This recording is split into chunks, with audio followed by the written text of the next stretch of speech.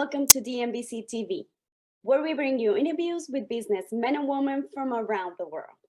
My name is Gloria Pollock, and today I'm gonna interview Natalya Patolot. Natalya is the CEO and co-founder of the Independent Collective. Their goal is to be a platform for voices and stories that are often overlooked by traditional newsrooms and media. They want the next generation of independent leaders and thinkers to stay informed about the news they care about, to be able to see and share stories of amazing people doing important things, and to provide more opportunities to showcase humanity. They do this by producing interesting podcast episodes with well-known guests, hosting monthly events, releasing lifestyle and entertainment articles, and more. Hi, Natalya, how are you? Hi, thank you, Gloria, for inviting us and for giving this opportunity to us to really talk about our media startup and how it's like to be female leaders. So yeah, I'm doing great today. How about you? I'm doing good, thank you. Hello, Leah, how are you? Hi, good morning. Woke up about 30 minutes ago, but still excited, running on pure adrenaline. Thanks for having us, like what Talia said. Good.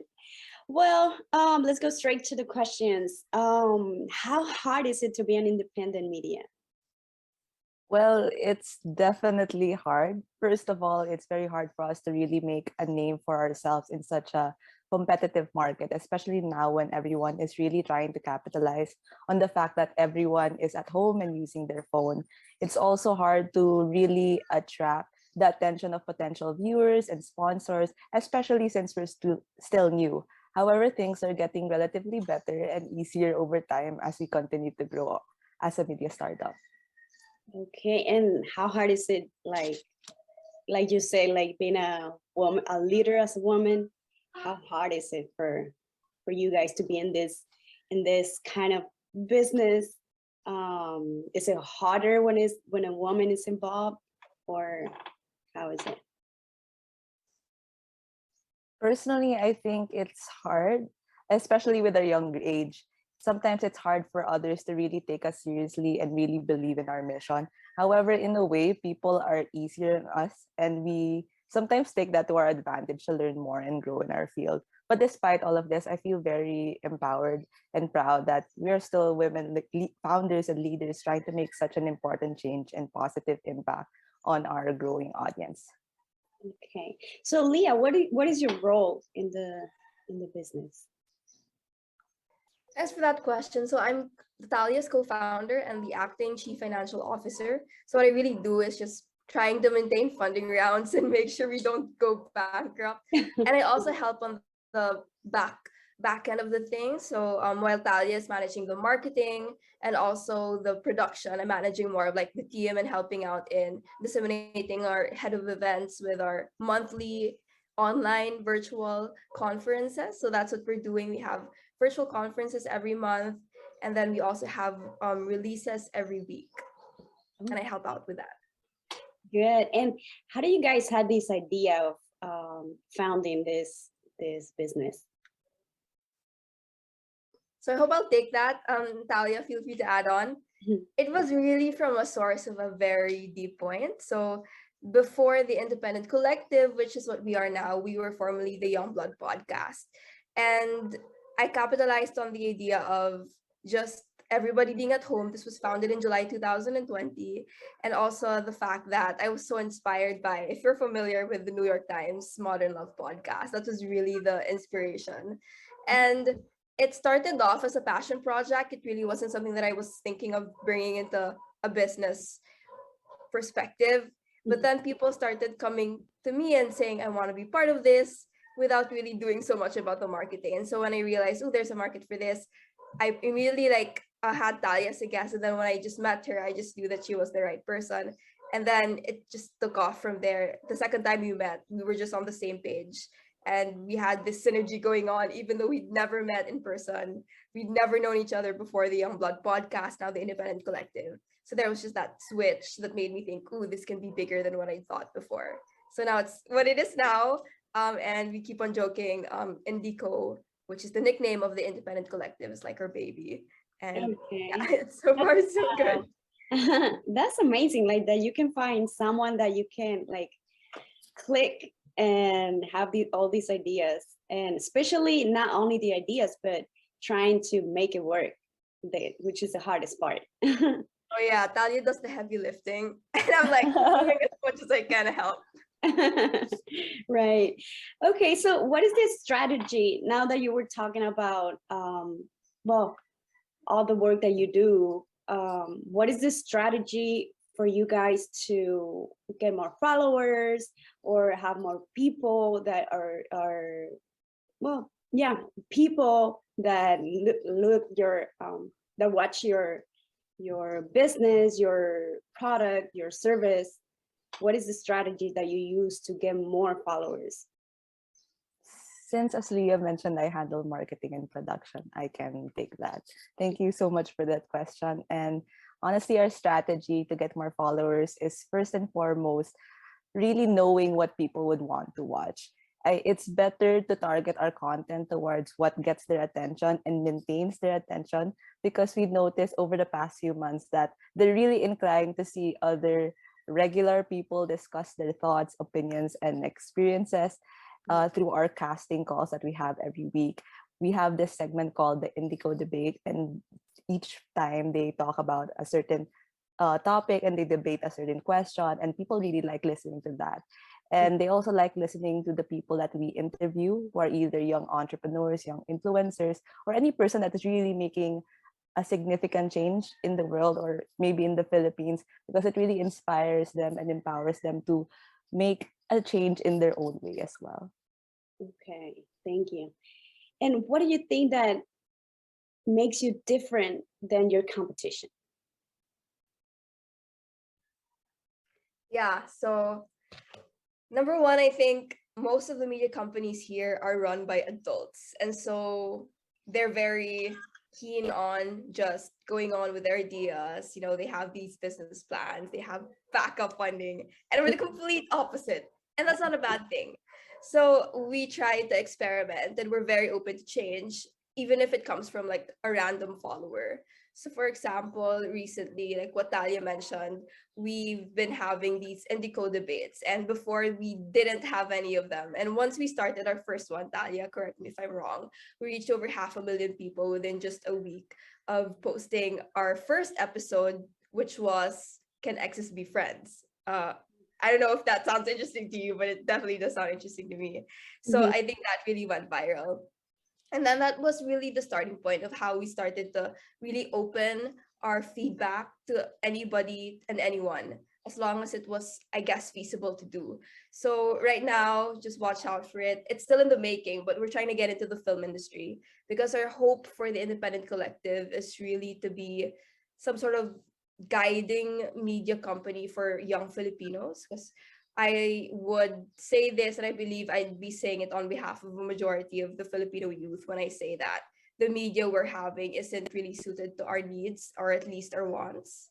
I believe that most of what we crave for are content that are from the Western side, or I guess other nations aside from the Philippines, anything but the Philippines, because we just really don't relate to that.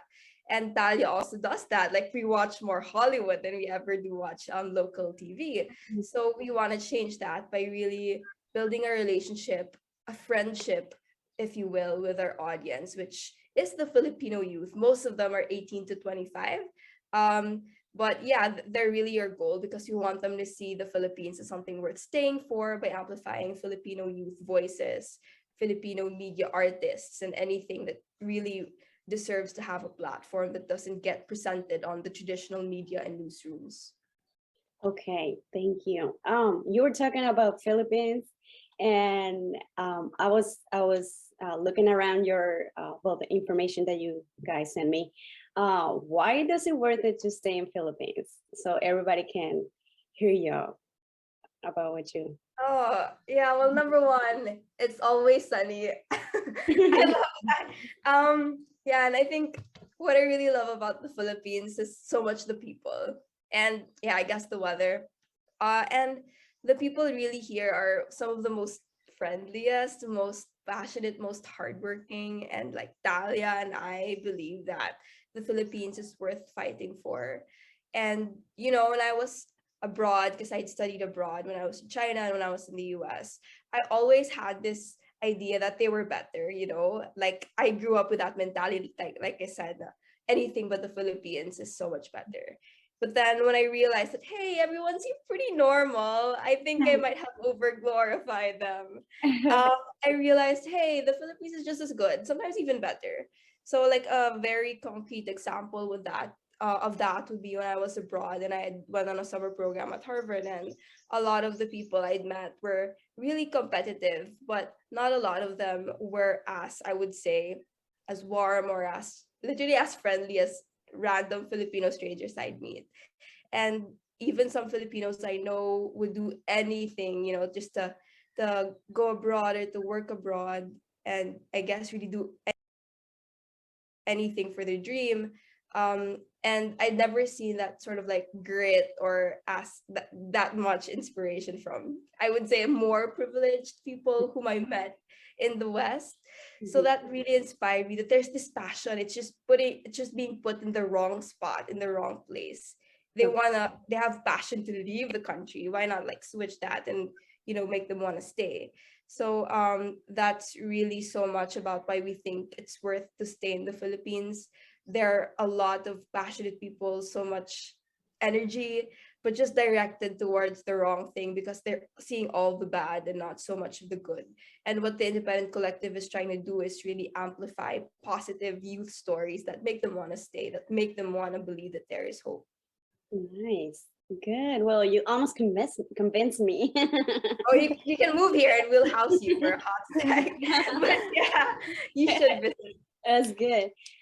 So how many people work for the company, for the business? As of now, we are an 8 women strong team, and I'm really proud of us because, you know, we're all girls. We're all below, I guess, 21.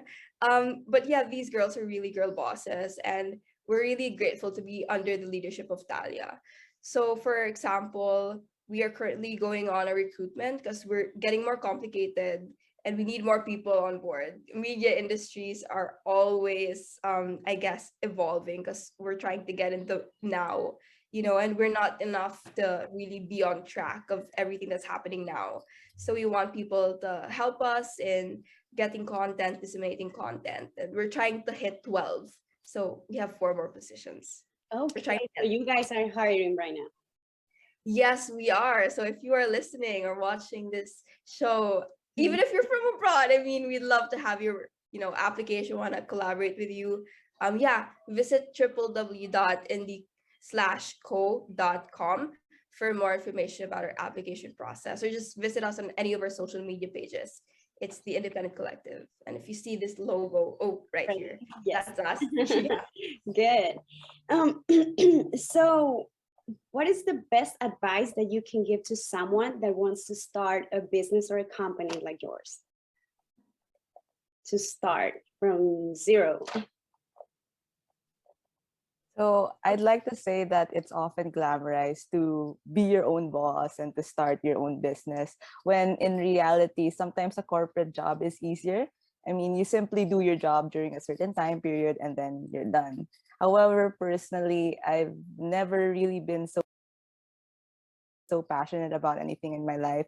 Starting this business, the Independent Collective, has really provided me purpose and happiness despite the immense stress. And so my advice for someone who would like to start a business are the following, I guess. The first one is to really evaluate your resources if you're capable financially to start a business, because you don't want to really jump into something that you're not really ready for. Another thing is to really see if the business that you plan aligns with the future that you envision for yourself, because you can't really just jump into it and then it doesn't really align with your plans, especially since it could be a long-term commitment. And then another thing is to really start with a dream, because I know it sounds cheesy, but if you're not passionate about it, it will reflect in your own work. And another thing is to really take your time and to not rush the planning phase, because it will really help once you start to launch it. Because once it's not organized properly, it will become chaotic and you'll have a hard time. And lastly, I guess, is to take the risk. Starting this business really changed my life in a good way, and it may be stressful, but it's also really fun. So I do not regret taking this risk. Yeah, and just to add on to that, like Talia said it beautifully well, but I just really want to say if you want to get into the startup media business, specifically the media industry, you really, really have to have a thick skin. So just do it, as Nike says, go send that cold email, which is literally what we do, chase that guest, make that show happen. And even if you don't make it, you're not going to lose anything. Literally, all you need is time for the media. Everything's technically almost free online. So yeah, just make the most out of your resources and like just do it, experiment. And then what works will work. And if it doesn't, at least you'll have a story to tell that you at least tried. Okay, so the company's content, is it in English, all of it, or you mix it with your country's language, or how is it? So we're mainly English so that we would be able to relate and tap into the international audience. But lately, we're trying to really focus more on Taglish, which is a mix of Tagalog and English, so that we would appeal more to the masses. Okay, okay. And what is the company's main income? Where does it come from? Our main source of income are usually our brand partners and sponsors. We provide many services that help other startups and small brands reach a larger audience, whether it be through hosting giveaways, events, podcast episodes, and more. And of course, our viewers either give us a tip to assist with our growth or subscribe to our exclusive membership program that we have in partner with another brand. We also plan to release tangible products soon in partnership with another brand. So that could be also another way to generate money. Okay, so how did COVID hit on the business? What did it? Was it a hard time for y'all? Did something change in the company? Yeah, thanks for that question. It actually started in the middle of the pandemic, at the height of the pandemic in July 2020. So I wouldn't say there was any big change. In fact, it was like the norm for us starting in the middle of the chaotic, I guess, situation. But if there's one lesson I learned, anything can be done online as long as you have the right people. So even when a lot of people are complaining, oh my gosh, it's all online, I hate this, I can't spend 8 hours on Zoom. Well, if you have the right people, they're gonna be willing to wake up at 6 a.m. for an interview or stay up until 3 a.m. to do something for a pitch deck or proposal, etc. So it's really about finding the people who have the same energy, the same goals that align with yours, and then it's gonna happen. So yeah, actually being online is a big plus for us. We don't need office space, but we're looking into some now. We don't need a lot of money to really start something tangible because everything's all online. Like I said, it's all for free. And lastly, everything and everyone is reachable through the internet. So we're capitalizing on that. We've recently partnered with the founder and CEO of the first unicorn in the Philippines. So that's been a real honor. And last year, Talia hosted these events with big TikTok stars with over like a reach of more than 50 million and also like 400 to 500, 700K even follower range. So it's been a real journey, learning from them also and also giving them some sort of value by being on the platform, which is really reaching the Filipino youth, which, like I said before, doesn't really get much attention, but we're trying to change that. So yeah, please check us out and hear our episodes. And yeah, give us a tip if you want. That will really help with their growth. Okay, thank you. So I would like to know what's your routine, like individually? Like how is your day since you wake up till you finish your work, your job, or you get home? I mean, you both can. Got it. I think I can take that. I'll just be pretty straightforward. Yeah. So for example, for a random day without like the 6 a.m. meeting, I'd probably still be like working out until like 8. And it's so weird because the pandemic really ruined our like our routine. But for me, what I've stuck to, the regardless of the time that I wake up, wake up at around like 5 to 8 a.m. around that time. I really try to get in a little bit of workout because it clears my head. And Talia knows this. We even did like one live stream of us working out, just testing the waters on Kumu, which is the app that we partnered with last January as well. And then after that, it's all school because for example, we're both full-time students. For context, I have classes from 8 a.m. to around 6, sometimes 7 p.m. And then anything after that, it's all for Indico. So if you think I'm a workaholic beast with no social life, you are right. Yes, school, work, Indico, my dog. That's all. Okay. And what is yours, Natalia? Actually, similar to Leah, I'm a full-time student. So most of my time, I'm just spending that studying, preparing for a quiz and attending classes. But outside of that, I will be focusing my time on either Indico or other extracurricular tasks. Because unlike Leah, I really don't work out, unfortunately. But yeah, so that's why I'm mostly on my laptop and doing anything and everything. Okay. Well, thank you so much, guys. I really appreciate your time. I know it's super early there. We were confused about the time and the date. It's kind of hard though.